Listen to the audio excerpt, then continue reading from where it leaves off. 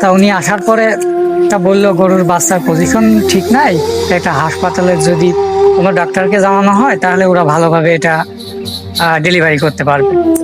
নলকুলা গ্রামের মোহাম্মদ আয়ুব শিকদারের প্রায় 2 লক্ষ টাকা মূল্যের গাভী মারা গেছে। পরিবারের সদস্যদের ভাষ্য অনুযায়ী গাভীটি বাচ্চা প্রসবের সময় হঠাৎ জটিল অবস্থায় পড়ে।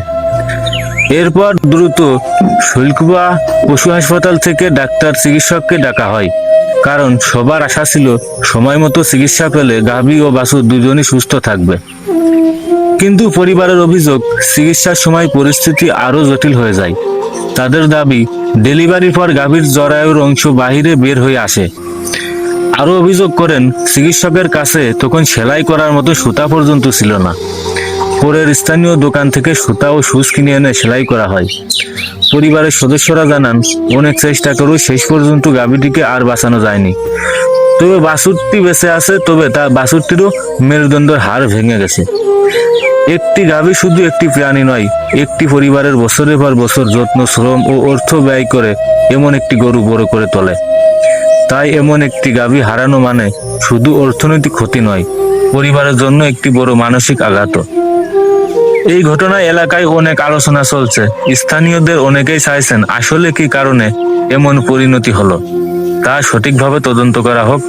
যদি কোনো অবহেলা বা ভুল থেকে থাকে এবং তা প্রমাণিত হয়, তাহলে দায়ীদের বিরুদ্ধে যথাযথ ব্যবস্থা নেওয়া হোক।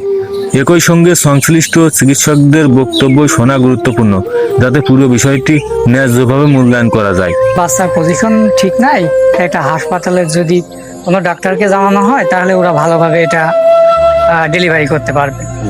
তখন আমি বললাম আচ্ছা করেন। তা উনি হাসপাতালের ডক্টর খসরু পারভেজকে ফোন দেয়। তা ফোন দেওয়ার পরে খসরু বলে যে আমি স্যারের স্যারের অনুমতি ছাড়া তো বেরোতে পারি না, আমি তার অনুমতি নিই। তা কিছু সময় পর দেখা যাচ্ছে যে স্যার তাকে অনুমতি দেয় যে তুমি নলখোলা যেয়ে ডেলিভারি করো। তা উনি আসার পরে 2-4-5 মিনিটের মধ্যেই তিনি বাছুরের মুখটা মানে সামনের দিক বের করার পর দেখা যাচ্ছে যে উনি বলে যে টান হচ্ছে না। তারপরে আমরা 4-5 জন মিলে টানার পরেও যখন আর বেরোয় না, তখন উনি বলছে যে ই করো, আরো লোক ডাকো বাইরে থেকে। তখন আমরা দোকান থেকে 12-14 জন লোক আসছি। তা দেখা যাচ্ছে বাছুরের সামনে 12-14 জন 15 জন পর্যন্ত লোক ধরে মনে করেন টান শুরু করেছি। তখন গরু ওই জায়গা থেকে প্রায় নিয়ে গরু 12-14 মন গরু এত পর্যন্ত চলে আসছে।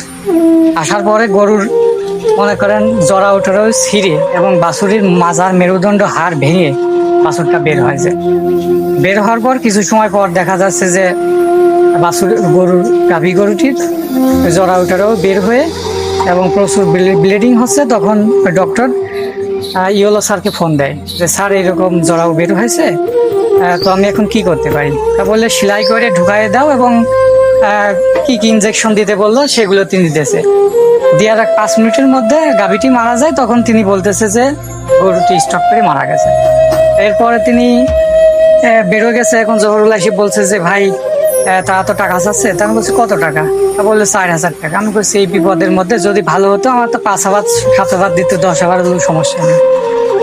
তা আমি 2500 টাকা দিলাম। তো শেষ 2500 টাকা নিয়ে তিনি খসরু পারভেজকে দিল আমার সামনে এবং জহরুল ছিলেন দিল, তিনি নিল এবং তার সাথে যে একটা লোক আসছিল সেও ছিল এবং আমার ডক্টর ছিল সেও, ওই জহরুল ছিল সেও নিল।